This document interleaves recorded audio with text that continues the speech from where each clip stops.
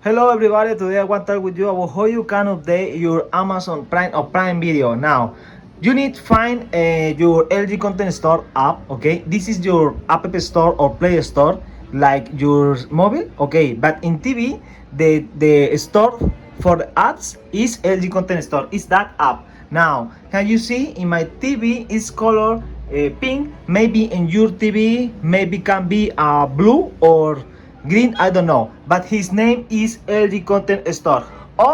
Open that and find your Prime Video. This is the first option.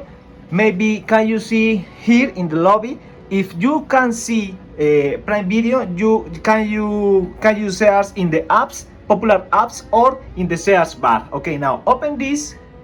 Wait, open this, and if you see that your app say in my case, okay, in my TV say update, actualización en español, in Spanish, in English, update. I need touch here